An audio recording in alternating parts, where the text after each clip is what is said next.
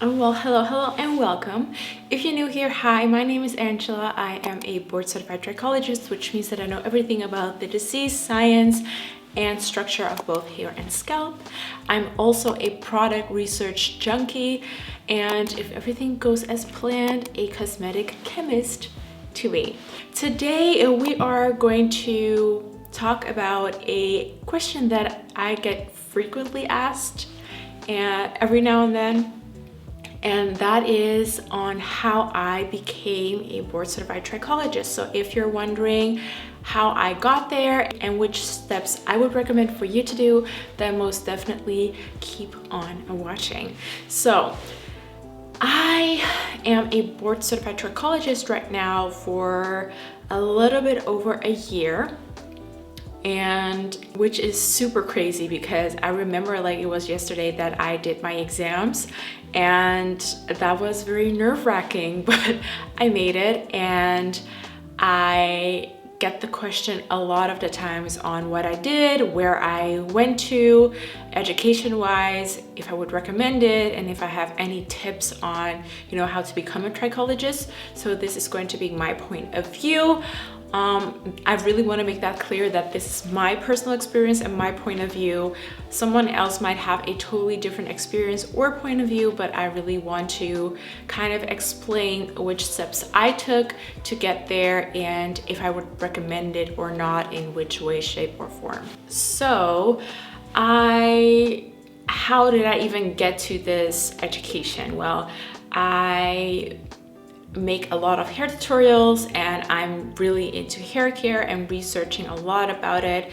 And I noticed that I got a lot of DMs from people asking me very specific hair and scalp issues, and I really didn't feel knowledgeable or qualified enough to give my advice. And I feel like within the natural hair community, mostly, a lot of people give a lot of misinformation, which the intentions are really good, but a lot of the times are even more harmful to that person with that certain hair and scalp concern.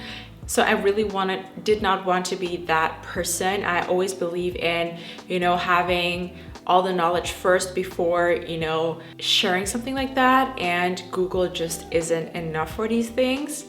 That's why we have licenses and certificates and diplomas to prove that the knowledge is really, really there and not just Googled. So I really wanted to learn more about that, but over here in the Netherlands, for the people who don't know, I live in the Netherlands, there wasn't any educational system that offered anything like that. The only things that I offer over here is to become a hairdresser or hairstylist, or a dermatologist. And what I want actually is kind of in between, if that makes sense. So I did a lot of research, and then I discovered the word trichology and trichologist. And when I read the description of that occupation, I was like, that is what I'm looking for. That is what I've been searching for.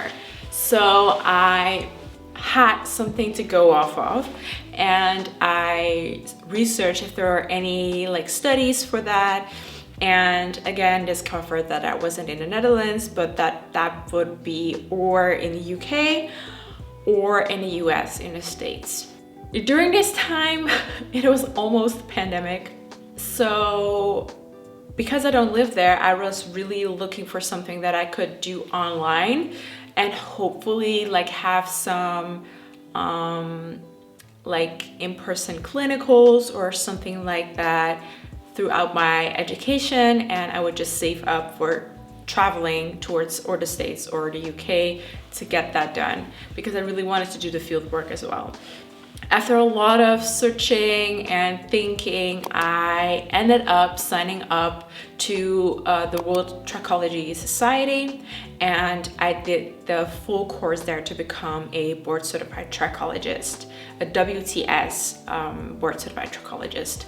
A couple of things. I know that they have translated a lot nowadays, but there isn't a Dutch version available, so I had to do everything in English. And even though English is my second language and I kind of grew up talking English as well, it's a totally different thing when it comes to terminology and really studying in a different language, because, you know, even though I'm quite confident in my English, whenever I talk, especially if it's like super hard things or things that I know that, you know, are important to say correctly, I think in Dutch first, and then I translate it in my head to English. So it kind of made it more of a challenge, but I really was up to it. But that is something that you should know. I do think that they now translated it into like Arabic, Spanish, a couple of other languages. But for me at the time, and I think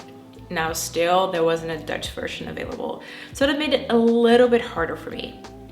Also, although the studies is online, it mainly is in written. So I think there were only like 2 or 3 video courses throughout the studies when I took it.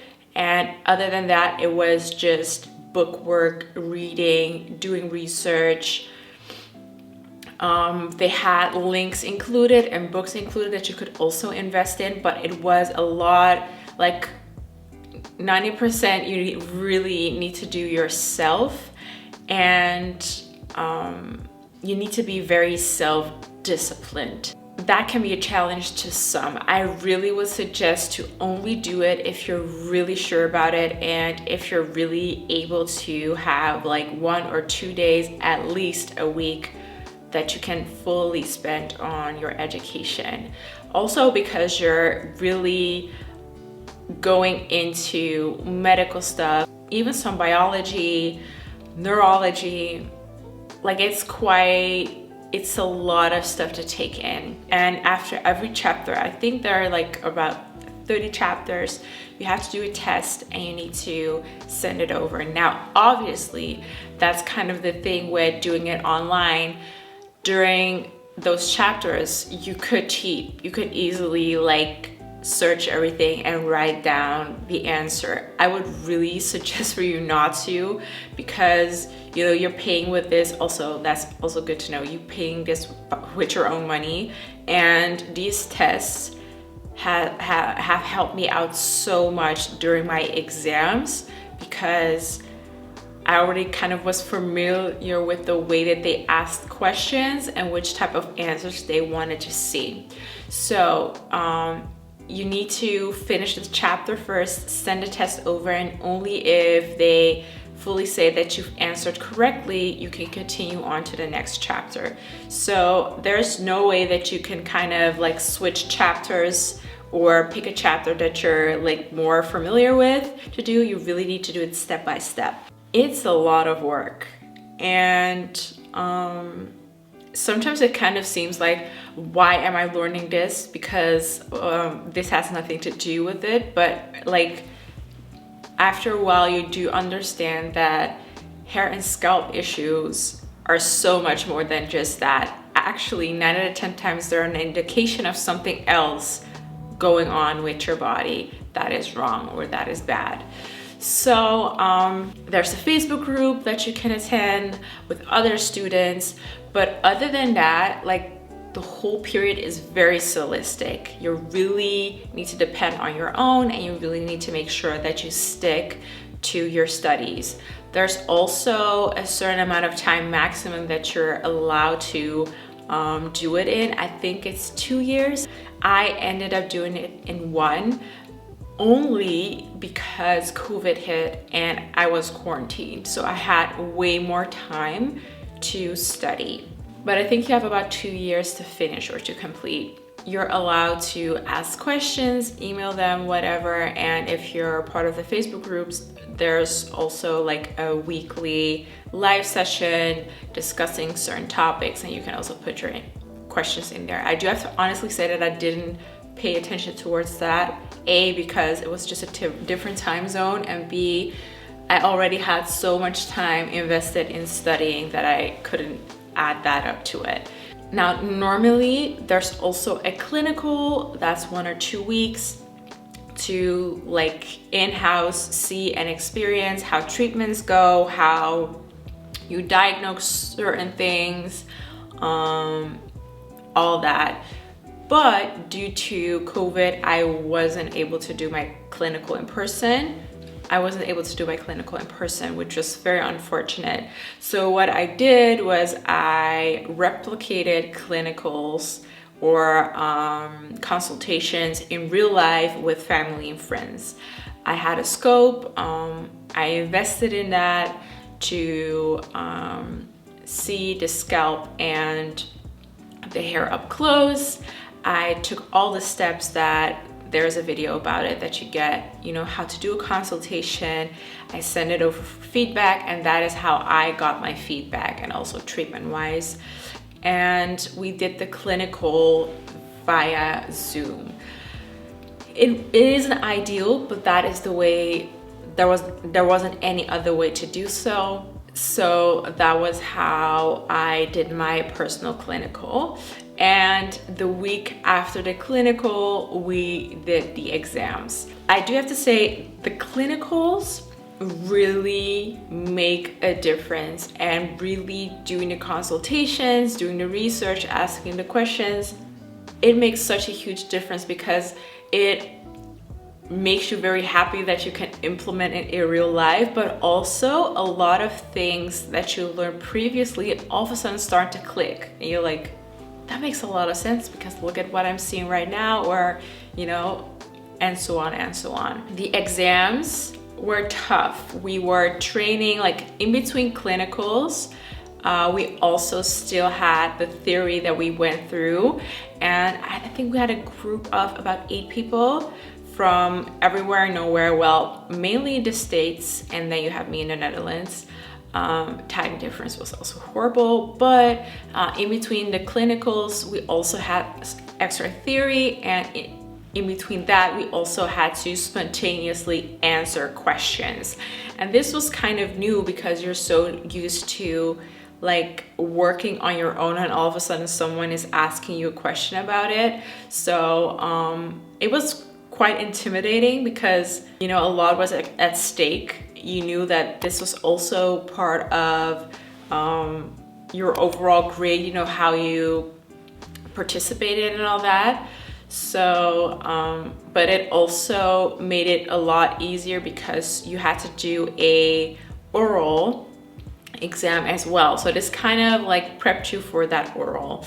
For an exam, I had to do a consultation. I had to film it, so I filmed it. So after filming that, or some people also just did it on Zoom. I filmed it, I sent it over, got some feedback. I had to also participate in the consultation of someone else, give my opinion. We had to do an oral exam, which was very tense, because like I said, I had to think in Dutch first and then in English, but did that. And after that, we had to do the written part, and we did that through Zoom. So yeah, I had to show the environment that I did my exam in, and then do the exam, and they were keeping an eye on me, so I couldn't cheat. And then you have to wait for a week. It was the most horrible week of my life. I was so nervous, and I really felt like I was about to fail, and then I passed both of them. Yeah, but then that's only just the beginning. After that, you really need to continue your knowledge. And that was actually the time that I really invested in a Facebook group with their lectures, doing my research. I have certain data banks where you can also do your research, doing consultations. Unfortunately, most of them online due to COVID. But if there was a in real-time opportunity, I took it. All these things are so important to do, and honestly, your certificate is 70% of the future, because after that, you still need to constantly be up to date of what you're of certain researches. For example, COVID hit, hair loss due to COVID. What is the cause? What are treatments? What not? There's always something new going on, and it's very important to keep up to date treatment-wise, product-wise, health-wise, diseases wise to make sure that you give your clients the best advice and the best treatment plans that you can.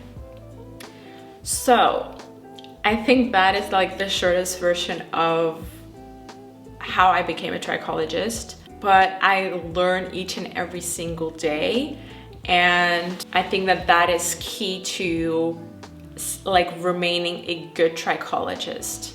Also, you know, talk to like-minded people or with the same occupation to make sure that, you know, you are also like sparring and, you know, having different people, their opinion is very important. And like I said, like continue to learn. I always check out if there are new courses or new things that I should look into or new seminars.